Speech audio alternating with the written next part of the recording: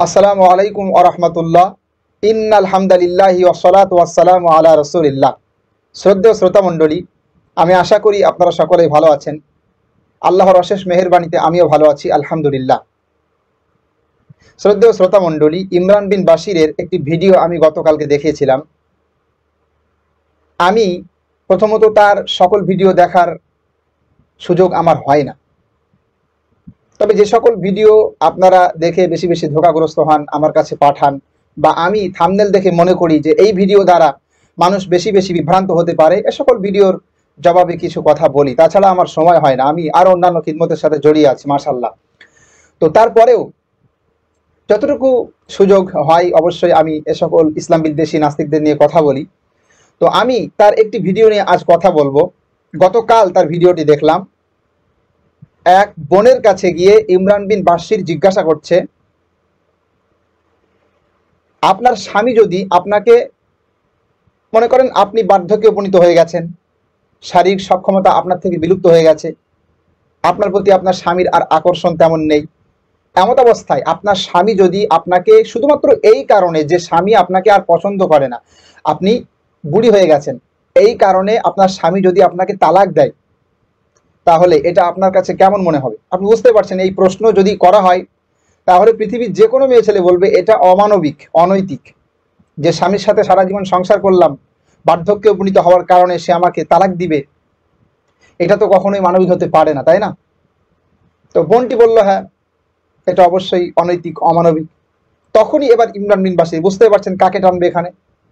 রসুল মোহাম্মদ সাল্লাল্লাহু আলাইহি সাল্লামকে। তার প্রতিটি উদাহরণেই আল্লাহ রসুলকে টানতেই হবে।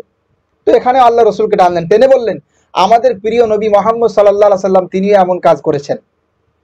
তার স্ত্রী সাউদা রাদিয়াল্লাহু তাআলা আনহা যখন বার্ধক্যে উপনীত হলেন, তখন শুধুমাত্র এই কারণে যে সাউদাকে তার আর ভালো লাগে না, তিনি তালাকের প্রস্তাব পাঠালেন। তো বলছে যে এক্ষেত্রে আপনি কি বলবেন? তখন সেই বোনটি কি হতচকিত হয়ে গেছে, হতভম্ব হয়ে গেছে যে আল্লাহ রসুলের ক্ষেত্রে আমি কি বলবো। তো ইমরান বিন বাশির বলছে যে আপনি চাইলে আমি রেফারেন্স দিতে পারি আপনাকে। রেফারেন্স দেয়নি। যাই হোক, আপনি বুঝতে পারছেন যে এইভাবে যদি মানুষের কাছে গিয়ে বলা হয়, তো মানুষের তো এমনিতেই কি হবে, একটু সন্দেহ সৃষ্টি হবে, ভিতরে ইসলামের প্রতি একটা ঘৃণা সৃষ্টি হবে। তো যাই হোক, ইমরান বিন বাশির রেফারেন্স দেয়নি, আর রেফারেন্স দিলেও হয়তো বা সেই বোনটি এটা ধরতে পারতো না, কারণ তারা তো ইসলাম সম্পর্কে অতটা জানে না। আমাদের অনেক ভাইয়েরাই এরকম ধোঁকাগ্রস্ত হচ্ছে। তো ইমরান বিন বাশির এক্ষেত্রে রেফারেন্স দেয়নি, দিলে হয়তো বা একটু হলেও ভালো হতো। তার কারণ তার অধিকাংশ যারা ফলোয়ার্স আছে নাস্তিক অমুসলিম, তারা তো জাস্টিফাই করবে না, কিন্তু মুসলিম যারা কিছু তো জাস্টিফাই করে, সে কিন্তু অত্যন্ত চালাক। এক্ষেত্রে রেফারেন্স কেন দিল না জানেন? অনেক ভিডিওতেই তো রেফারেন্স দেয়, কিন্তু এক্ষেত্রে কেন দিল না? এক্ষেত্রে এজন্য দিল না যে এক্ষেত্রে যদি রেফারেন্স দিত তো এক দুইজন হলেও তো জাস্টিফাই করবে, তাই না, যারা মুসলিম। তো জাস্টিফাই যখনই করতো তখন ইমরান বিন বাশিরের প্রতারণা সঙ্গে সঙ্গে স্পষ্ট হয়ে যেত। সে ইমরান বিন বাশিরের প্রতি প্রচন্ড রাগান্বিত হতো, কারণ যেই জায়গা থেকে রেফারেন্সটা দিবে, উদ্ধৃতি দিবে, সেই জায়গাতেই এই বিষয়টা ক্লিয়ার করা আছে, সত্যটা সেখানে লুকিয়ে আছে। কিন্তু ইমরান বিন বাশির এক্ষেত্রে রেফারেন্স দিল না। অন্যান্য ক্ষেত্রে দেয়, কিন্তু যদিও রেফারেন্স দিলেও আমরা তার খণ্ডন করি, আমরা আপনাদেরকে দেখাই যে আসলে সমস্যাটা কোথায়। কিন্তু এক্ষেত্রে রেফারেন্স এজন্য দিল না, যদি দেয় তাহলে ইমরান বিন বাশিরের প্রতারণা সঙ্গে সঙ্গে স্পষ্ট হয়ে যাবে। তাফসির ইবনে কাসির থেকে এই ঘটনাটা নেওয়া হয়েছে। তাফসির ইবনে কাসিরে সূরাত আন-নিসার 128 নং আয়াতের ব্যাখ্যায় কয়েকটি হাদিস উল্লেখ আছে। কয়েকটি হাদিস এখানে উল্লেখ আছে সাউদা রাদিয়াল্লাহু তাআলা আনহা সংক্রান্ত হাদিস। এই হাদিসগুলির মধ্যে তিরমিজি শরীফের এবং আবু দাউদ শরীফের উদ্ধৃতি দিয়ে দুইটি হাদিস লেখা আছে উপরের দিকে। আপনি দেখতে পারেন, আপনারা দেখতে পাচ্ছেন এই যে অ্যাপ্লিকেশনটি, এটি বাংলা কোরআন তরজামা তাফসির এখানে আছে।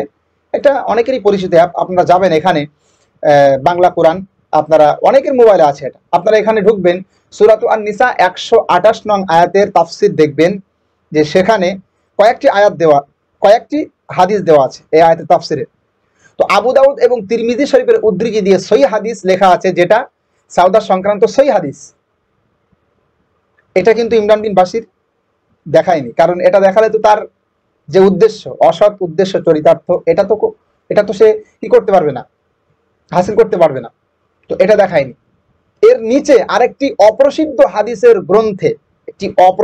হাদিসের গ্রন্থের উদ্ধৃতি দিয়ে একটি অগ্রহণযোগ্য, যে হাদিসের সূত্রের মধ্যে ধারাবাহিকতা বজায় নেই এমন একটি অগ্রহণযোগ্য হাদিসের আলোকে একটা বক্তব্য দিয়ে দিলেন রাসূল সাল্লাল্লাহু আলাইহি ওয়াসাল্লামের চরিত্রকে প্রশ্নবিদ্ধ করার জন্য। চলুন প্রথমে আমরা ইমরান বিন বাশির যে হাদিসটি দেখিয়েছিল আমরা এ সম্পর্কে এটা দেখে আসি, তারপরে ইনশাআল্লাহ আমরা বাকি আলোচনা করব। আপনারা দেখতে পাচ্ছেন তাফসীর ইবনে কাসির থেকে নেওয়া, এখানে মুজামে আবুল আব্বাসের একটি মুরসাল হাদিসে রয়েছে। ভালো করে দেখবেন, যারা বিশেষ করে মাদ্রাসায় পড়ুয়া কেউ যদি দেখেন তাহলে আপনারা অবশ্যই বুঝতে পারছেন। মুজামে আবুল আব্বাস অপ্রসিদ্ধ একটি গ্রন্থ, যেটা বলা যায় যে বেশিরভাগ আলেমরাই তার নাম জানে না, যেগুলো মাদ্রাসাতেও পড়ানো হয় না, যার মধ্যে অসংখ্য ফালতু কথা লেখা আছে, যার কারণে এর গ্রহণযোগ্যতা আলেমদের কাছে তেমন নেই। তো এই কেতাবের উদ্ধৃতি দিয়ে বলা হচ্ছে যে মুজামে আবুল আব্বাস একটি মুরসাল হাদিস রয়েছে। মুরসাল হাদিস, চিন্তা করুন, মুরসাল হাদিস। আপনারা জানেন, যাদের ভিতরে হাদিস শাস্ত্রের ন্যূনতম জ্ঞান আছে, উসুল হাদিসের ন্যূনতম জ্ঞান আছে, মুরসাল হাদিস সম্পর্কে জানেন। মুরসাল হাদিস যার সূত্রতে ধারাবাহিকতা বজায় থাকে না, অর্থাৎ বুঝতে পারছেন অগ্রহণযোগ্য হাদিস। এই অগ্রহণযোগ্য হাদিসের মধ্যে রয়েছে, হাদিসটি প্রথমে শোনায় তারপরে বলি। রাসূল সাল্লাল্লাহু আলাইহি ওয়াসাল্লাম হযরতে সাউদার নিকট তালাকের সংবাদ পাঠিয়েছিলেন। তিনি হযরতে আয়েশার নিকট বসেছিলেন। হুজুর তথায় আগমন করলে, মানে রাসূল সাল্লাল্লাহু আলাইহি ওয়াসাল্লাম আগমন করলে হযরতে সাউদা তাকে বললেন যে আল্লাহ আপনার উপর স্বীয় বাণী অবতীর্ণ করেছেন এবং স্বীয় মাখলুকের মধ্যে আপনাকে স্বীয় মনোনীত বান্দা করেছেন, তার শপথ আপনি আমাকে ফিরিয়ে নিন। আমার বয়স খুব বেশি হয়ে গেছে, পুরুষের প্রতি আমার আর কোনো আসক্তি নেই, কিন্তু আমার বাসনা এই যে আমাকে যেন কিয়ামতের দিন আপনার স্ত্রীদের মধ্যে উঠানো হয়। রাসূল সাল্লাল্লাহু আলাইহি ওয়াসাল্লাম এতে সম্মত হন এবং তাকে ফিরিয়ে নেন। অতঃপর তিনি বললেন, হে আল্লাহর রাসূল, আমি আমার পালার দিন ও রাত্রি আপনার প্রিয় পত্নী হযরতে আয়েশাকে দান করে দিলাম। কি বুঝলেন? হাদিসটি আপনারা দেখলেন, এখানে স্পষ্ট উল্লেখ মুজামে আবুল আব্বাসের মুরসাল রেওয়ায়েত, মুরসাল হাদিস। আমরা ইমরান বিন বাশিরের ক্ষেত্রে যদি প্রতারক বা বাটপার এই জাতীয় শব্দ কেউ ব্যবহার করে আমাদের পক্ষ থেকে, তখন অনেকের কষ্ট হয় যে হুজুর আপনাদের মুখের ভাষা কেমন কেমন লাগছে, আপনারা বাটপার বলছেন, প্রতারক বলছেন। ভাই, চোরকে যদি চোর বলা যায়, ডাকাতকে যদি ডাকাত বলা যায় এবং এটা নৈতিক হয়, তাহলে বাটপারকে বাটপার কেন বলা যাবে না? মুরসাল হাদিস, যদি সে মুফতি সাহেব হতো, আমি জানি না যে কিভাবে সে মুফতি সাহেব হয়, যদি সে মুফতি সাহেব হতো, যদি সে হাদিস বুঝতো, মুরসাল হাদিস দেখিয়ে কখনো মানুষকে ধোকা দিত না, যেখানে এর উপরে দুইটা সহি হাদিস আছে। আমি এখনই দেখাবো আপনাদের চোখ কপালে উঠে যাবে হাদিসটি দেখলে। মুরসাল হাদিসকে রেফারেন্স দিত না, কিন্তু সে দিবে, কারণ সে তো হাদিস বোঝে না। আসিফ মহিউদ্দিনের সংশয়.com থেকে কপি করে বক্তব্য দিচ্ছে, সে তো নিজে নিরপেক্ষ না, হাদিস তো বোঝে না, কিভাবে বুঝবে? দাওরা হাদিসের বছরে উপন্যাস লিখেছে, উপন্যাস, যে বছরে বাথরুমে যাওয়া পর্যন্ত সময় হয় না, এত বেশি পড়ার চাপ থাকে, 24 ঘন্টা হাদিসের কেতাব নিয়ে পড়তে হয়, এত এত মোটা মোটা বই শেষ করতে হবে এক বছরে, সে বছরে উপন্যাস লিখেছে। তিনি হাদিস কতটুকু বুঝবেন সেটা তো আমাদের বুঝতে বাকি থাকে না, তাই না ভাই? তো যাই হোক, মুরসাল হাদিস দিয়ে দলিল দিচ্ছে। আমি ইমরান বিন বাশিরকে বলবো, যদি আপনি সত্যিকার অর্থে মানুষ হন, যদি আপনার ভিতরে মানুষত্ব থাকে, তাহলে অবশ্যই এই হাদিস আপনি এই নিয়ে পরবর্তীতে ভিডিও করবেন এবং এই হাদিসটি যে সহি এটা প্রমাণ করবেন, আপনি মুরসাল নয় এটা প্রমাণ করবেন আপনি। আর সাথে সাথে সৎ সাহস থাকলে এই হাদিসের উপরে ইবনে মাজা, এই আবু দাউদ এবং তিরমিজি, দুইটা সহি হাদিসের গ্রন্থ, গ্রহণযোগ্য গ্রন্থের উদ্ধৃতি দিয়ে দুইটা হাদিস লেখা রয়েছে। আমি সরাসরি আপনাদেরকে আবু দাউদ তিরমিজি থেকে দেখাবো। এই হাদিস দুটি যদি সৎ সাহস থাকে উল্লেখ করবেন। দেখেন, ইমরান বিন বাশির যে হাদিস উল্লেখ করেছে, যে অগ্রহণযোগ্য হাদিস, এই হাদিসে রয়েছে স্পষ্ট যে সাউদা বলছেন, হে নবী, আপনি আমাকে ফিরিয়ে নিন। তার মানে বোঝা যায় যে আল্লাহর রসুল সাউদাকে তালাক দিয়েছিলেন। অথচ এর উপরেই দুইটা সহি হাদিস দেখেন, যেখানে স্পষ্ট সত্য ঘটনা লেখা রয়েছে। চলুন হাদিস দুটি দেখি। সুনানে তিরমিজি হাদিস নং 3040, ইবনে আব্বাস রাদিয়াল্লাহু তাআলা আনহু হতে বর্ণিত, তিনি বলেন, সাউদা রাদিয়াল্লাহু তাআলা আনহার আশঙ্কা হলো যে নবী সাল্লাল্লাহু আলাইহি ওয়াসাল্লাম তাকে তালাক দিবেন। তাই তিনি বললেন, আপনি আমাকে তালাক না দিয়ে আপনার বিবাহ বন্ধনে স্থির রাখুন। চিন্তা করুন, প্রথম যে হাদিস ইমরান বিন বাশিরের হাদিস আমি দেখিয়েছি, ইমরান বিন বাশির যে হাদিস উল্লেখ করেছিল, সেখানে স্পষ্ট লেখা রয়েছে যে সাউদা বলছেন আপনি আমাকে ফিরিয়ে নিন, তার মানে বোঝা গেল তালাক দিয়েছে। আর এখানে সাউদা বলছেন যে আমাকে তালাক না দিয়ে আপনার বিবাহ বন্ধনে স্থির রাখুন। প্রথম হাদিসে দেখলাম সাউদা বলছেন আমাকে ফিরিয়ে নিন, আর এ হাদিসে বলছে না, আপনি আমাকে বিবাহ বন্ধনে স্থির রাখুন। বোঝা গেল যে হাদিসের মধ্যে পরস্পর বিরোধিতা রয়েছে। সুতরাং এক্ষেত্রে সহি হাদিস যেটা আপনাকে সেটাই মানতে হবে। আর কোনো ক্ষেত্রেই তো সহি হাদিস যেটা নয় বা যে হাদিস সহি হাদিসের বিরুদ্ধে যায় সে হাদিস কখনোই অ্যাকসেপ্ট হবে না। এরপরে বলছেন সাউদা, আমার জন্য নির্ধারিত দিনটি আপনি আয়েশার নিকটই থাকুন। রাসূলুল্লাহ সাল্লাম তাই করলেন। যাই হোক, এরপরে দেখুন আবু দাউদ শরীফে আম্মাজান আয়েশা থেকে একটি হাদিস দেখুন, সরাসরি আয়েশা থেকে, রাসূলের স্ত্রী আম্মাজান আয়েশা বলছেন, হে ভাগ্নে, রাসূল সাল্লাল্লাহু আলাইহি সাল্লাম আমাদের সাথে অবস্থানের ব্যাপারে কাউকে কারোর উপর প্রাধান্য দিতেন না। দেখেন এখানে স্পষ্ট উল্লেখ, আম্মাজান আয়েশা বলছেন যে রাসূল কাউকে কারো উপর প্রাধান্য দিতেন না। এই বিষয়টি মনে রাখবেন, কাউকে কারো উপর প্রাধান্য দিতেন না। এমন দিন খুব কমই হয়েছে যেদিন তিনি আমাদের সকলের কাছে আসতেন এবং সহবাস না করে সবার সাথে আলাপ করতেন। অতঃপর যার নিকট রাত যাপনের পালা হতো তিনি সেখানে রাত যাপন করতেন। যখন সাউদা বিনতু জামা বার্ধক্যে পৌঁছালেন তখন আশঙ্কা করলেন যে রাসূল সাল্লাল্লাহু আলাইহি সাল্লাম হয়তো তাকে ত্যাগ করবেন। চিন্তা করেছেন, তিনি বার্ধক্যজনিত অসুস্থতা দুর্বলতার কারণে আশঙ্কা করছেন যে হয়তো রসুল তাকে ত্যাগ করবেন। তাহলে বলেন তো এখানে কি বোঝা যাচ্ছে? তালাক দিয়েছিলেন আল্লাহ রসুল এমন কোনো কি না, রসুলের সাথে এর কোনো সম্পর্কই নেই। রসুল তালাক দেওয়া বা সাউদাকে পছন্দ করা অপছন্দ করা এই বিষয়ে কোনো কথাই নেই, হাদিসের মধ্যে কোনো সম্পর্ক এখানে নেই, রসুলের সাথে কোনো সম্পৃক্ততা এখানে করা যায় না, হাদিসের মধ্যে নেই। কিন্তু ইমরান বিন বাশির যে ফালতু হাদিসটা উল্লেখ করেছিল, এখানে কিন্তু স্পষ্ট উল্লেখ রয়েছে যে তিনি তাকে তালাক দিয়েছিলেন, যার কারণে তিনি ফেরত নিতে বলেছিলেন। এটা কিন্তু মিথ্যা কথা, এটা মিথ্যা কথা। যাই হোক, এখানে দেখেন স্পষ্ট উল্লেখ যে তিনি আশঙ্কা করলেন যে হয়তো রসুল তাকে ত্যাগ করতে পারেন। তার আশঙ্কাতে রসুলের কি যায় আসে? তো তখন তিনি বললেন, হে আল্লাহ রসুল, আমি আমার পালার দিনটি আয়েশাকে দিলাম। রাসূল সাল্লাম তার এ প্রস্তাব গ্রহণ করলেন। ঠিক আছে, তো চিন্তা করুন, এখানে আম্মাজান আয়েশাকে তিনি স্বেচ্ছায় তার পালাটা দিয়ে দিয়েছিলেন, যেহেতু তিনি শারীরিকভাবে অক্ষম হয়ে পড়েছিলেন, তিনি বার্ধক্যে উপনীত হয়ে গেছিলেন। তো এটাই তিনি আশঙ্কা করে এই তার পালাটি আম্মাজান আয়েশার জন্য দিয়েছিলেন। তো তার আশঙ্কা করার কারণে তাতে নাস্তিকদের সমস্যা কোথায়? এতে আল্লাহ রসুলের চরিত্রের সমস্যা কোথায়? এই হাদিসটা দেখালে কিন্তু নাস্তিকদের ভণ্ডামি প্রকাশ পেয়ে যেত, কিন্তু দেখায়নি। দেখলেন তো, এখানে কিন্তু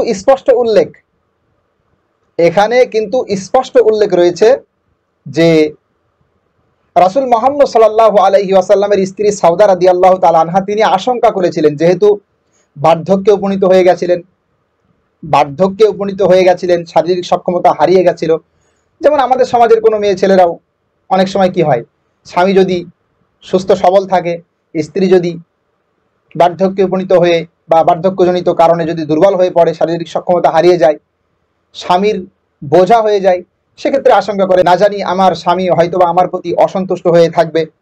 এই যে এরকম চিন্তা কিন্তু আমাদের সমাজে মা বোনদের ভিতরে আসে, ঠিক তাই না? তো সাউদা রাদিয়াল্লাহু তাআলা আনহা ঠিক এটাই ভাবলেন, বার্ধক্যে উপনীত হয়ে গেছি, জানি না আমাকে আবার আমার প্রতি রসুল বিরক্ত হয়ে যায় কিনা, রসুলের তো আরও স্ত্রী রয়েছে। তো তিনি কি করলেন, এরকম আশঙ্কা করে তালাকের আশঙ্কা করছিলেন, এবং এই আশঙ্কা করে তিনি তিনার পালা আম্মাজান আয়েশা রাদিয়াল্লাহু তাআলা আনহা তার জন্য দিয়ে দিলেন। তো এই যে এই ঘটনাটা সহিহ হাদিসের মধ্যে আমরা দেখতে পেলাম। আচ্ছা বলেন তো, এই যে সহিহ হাদিস যেটা আমি দেখালাম, যে দুইটা সহিহ হাদিস আমি দেখালাম, এখানে কিন্তু স্পষ্ট উল্লেখ রাসূল সাল্লাল্লাহু আলাইহি ওয়াসাল্লাম তালাকের কোনো কথাই বলেননি বা সাউদার নিয়ে কোনো আলোচনাই করেননি। আম্মাজান আয়েশা নিজেই বলছেন যে রাসূল আমাদের মধ্যে কাউকে প্রাধান্য দিতেন না, তিনি সবার ক্ষেত্রে সমান অধিকার বজায় রাখতেন। তবে সাউদা আশঙ্কা করেছিলেন যে আল্লাহ রসুল হয়তো তার প্রতি একটু বিরক্ত হয়ে যাবে, তালাক দেবে, এরকম একটা আশঙ্কা করেছিলেন।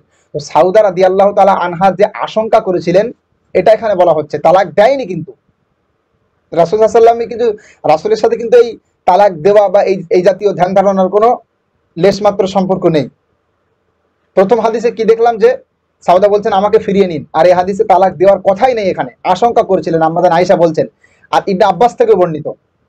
আমার প্রশ্ন হলো যে এই যে দুইটা সহিহ হাদিসের একেবারে অপোজিটে যায়, একটা অপ্রসিদ্ধ গ্রন্থের একটা মুরসাল হাদিস, যার সূত্রে পর্যন্ত ধারাবাহিকতা বজায় নেই, এই হাদিস দ্বারা আপনি যে এই যে ভুল বোঝালেন, আপনি কি মানুষ ভাই? আপনি কি মানুষ? আপনার ভিতরে কি মানুষত্বের লেশ মাত্র আছে ভাইয়া? আমি বুঝতে পারি না যে আপনি কোন ধরনের মানুষ। ইসলামে যদি কোনো বিষয় থাকে সেটা আপনি দেখান, সহিহ হাদিসের আলোকে দেখিয়ে বলেন যে এটা এই সমস্যা। আপনি কখনো তো অপব্যাখ্যা করছেন, কখনো একই বিষয় একাধিক হাদিস থাকলে বিস্তারিত হাদিসটি এড়িয়ে গিয়ে সংক্ষিপ্ত হাদিসটি উল্লেখ করে মস্তিষ্ক প্রসূত ব্যাখ্যা দিয়ে মানুষকে বিভ্রান্ত করার চেষ্টা করছেন। এ কেমন ধরনের বৈশিষ্ট্য আপনার? বুঝলাম না তো আমি। যাই হোক, আপনার চরিত্রের সাথে, আপনার অস্থি মজ্জার সাথে অসভ্যতা মিশে আছে, যার কারণে আপনি এরকম মিথ্যাচার, এরকম সুস্পষ্ট প্রতারণা করছেন জাতির সাথে। আর আপনি করতেই পারেন। আপনার ছোট্ট একটি ভিডিও দেখে আমার মাথায় আকাশ ভেঙে পড়েছিল যে একজন মুফতি সাহেব, মুখে এখনো দাড়ি রয়েছে, মাথায় টুপি, একজন মুফতি সাহেব শুটিং করে হলেও বা যে কোনো কারণে কি এরকম ভিডিও করতে পারে?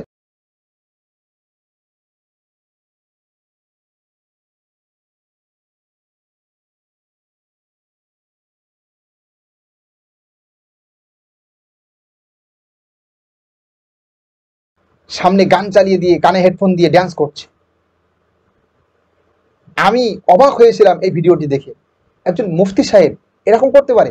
তখনই ধারণা করেছিলাম যে এই ছেলেটার চরিত্র কতটা খারাপ, কতটা বাজে, ছাত্র জামানা থেকে কতটা আল্লাহ ভীতি তার মধ্যে আছে আমি বুঝতে পেরেছিলাম। ছাত্র জামানা থেকেই তার মধ্যে এরকম অসভ্যতা বিরাজ করত। তার একজন সহপাঠী বলেছিল যে ইমরান বিন বাশির নিজের আপন বোনের সাথে জেনা করেছে। এই কথাটা শুনে আমার কেমন মনে হয়েছিল, কিন্তু আমি এখন মনে করছি, এখন আমার যত দিন যাচ্ছে আমার সামনে তার অশ্লীলতা, তার অসভ্যতা, নির্লজ্জতা আমার সামনে যেভাবে স্পষ্ট হচ্ছে, আর বিশেষ করে এই ভিডিওটি দেখার পরে আমার মনে হয় যে ইমরান বিন বাশিরের দ্বারা এটা অসম্ভব। আর এটা তো তাদের কাছে খুবই সহজ, কারণ নাস্তিক যারা, তাদের কাছে চাইলে তারা মায়ের সাথে সেক্স করতে পারে, তারা চাইলে বোনের সাথে সেক্স করতে পারে। কোনো নাস্তিক যদি চায় যে নিজের আপন মেয়ে তার প্রতি আকৃষ্ট হয়ে যাবে, তার সাথে সেক্স করবে, তাও করতে পারে, কারণ নাস্তিক ধর্মে এগুলো বৈধ, তারা নিজেরাই স্বীকার করে সেগুলো। কোনো প্রাপ্তবয়স্ক পুরুষ নারী যদি এগুলো করতে পারবে, উভয়ের সম্মতি থাকলে। এবার হয়তো বলবে যে রক্তের সম্পর্কের আত্মীয়দের সাথে এরকম করলে সমস্যা হয়, যার কারণে এটা নিষিদ্ধ বা এটা করা যাবে না। এটা আলাদা বিষয়। রক্তের সম্পর্কের হওয়ার কারণে যদি কোনো সমস্যা হয় এটা আলাদা, বৈধতা অবৈধতা আলাদা বিষয়, আর সমস্যা অসমস্যা এটা আলাদা বিষয়। নাস্তিকরা, আমি ভিডিও সহ দেখাতে পারবো আপনাদেরকে, প্রমাণ রেফারেন্স দিয়ে, নাস্তিকরা এগুলো স্বীকার করেছে। অনৈতিক না, এটা অমানবিক না, করতে পারে তারা চাইলে। তো যাই হোক, ইমরান বিন বাশির যদি তার বোনের সাথে এরকম করে, তা এটা অস্বাভাবিক কিছু না, করতেই পারে, সমস্যা নেই। এ নিয়ে আপনাদের অতটা সমস্যা বা কষ্ট পাওয়ার দরকার নেই। আপনারা কষ্ট পাবেন যারা মুসলিম, তারা এই বিষয়টা নেই যে আল্লাহ রসুলের চরিত্রকে প্রশ্নবিদ্ধ করতে চাইছে, কিন্তু এটা উচিত ছিল না। একটা মিথ্যা ঘটনার বশবর্তী হয়ে রসুলের চরিত্রকে প্রশ্নবিদ্ধ করা উচিত ছিল না, যেখানে সহিহ হাদিস স্পষ্ট এর বিপরীত কিছু বলছে। যাই হোক, আমরা বলবো আপনারা সাবধানে থাকবেন, যারা মুসলিম একটু অবশ্যই সচেতন থাকবেন। বর্তমান ফিতনার যুগে এসব কিছু হবে। রাসূল সাল্লাল্লাহু আলাইহি ওয়াসাল্লাম ভবিষ্যৎবাণী করেছিলেন যে বর্তমান এমন একটা সময় আসবে কিয়ামতের আগে, যে সময় এমন চলবে আর কি।